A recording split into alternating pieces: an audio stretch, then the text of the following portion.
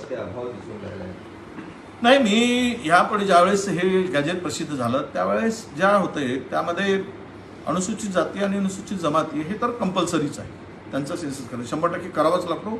कारण ते यांनी तुमच्या घटनेने ते बांधिलं आहे आणि तशी तरतूद आहे.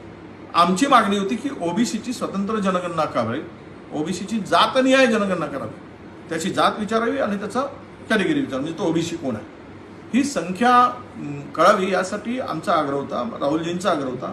त्याला घाबरून नरेंद्र मोदींनी घोषणाही केली, पार्लमेंटमध्ये घोषणा केली, बाहेर घोषणा केली की आम्ही जातनिहाय जनगणना करू. पहिल्या टप्प्यामध्ये जनगणना झाली, त्यामध्ये उल्लेख नव्हता.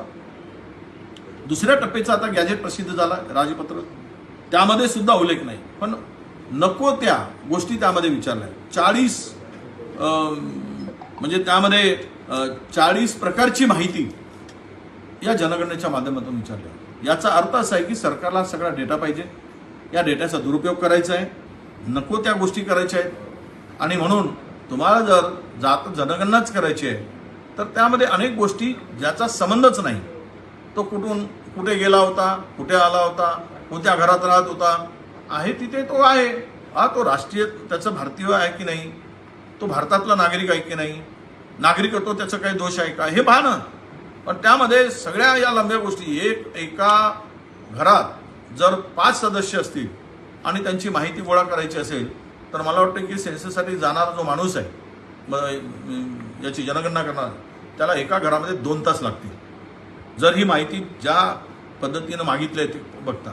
आणि यातून सरकारचा उद्देश हा केवळ जनगणना करून लोकांना लोकसंख्या भारतातली कळावी आणि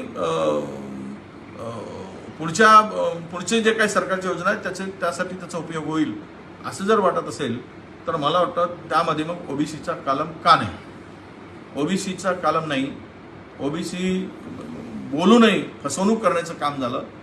यावरून एक स्पष्ट आहे की सरकारची नियत ओबीसी जनगणना करायची नाही. हे जुमला होता, जुमलेबाज सरकारचा, आणि ओबीसीची फसवणूक करायचा विळा यांनी उचलला होता. हे आता सिद्ध झालं आहे.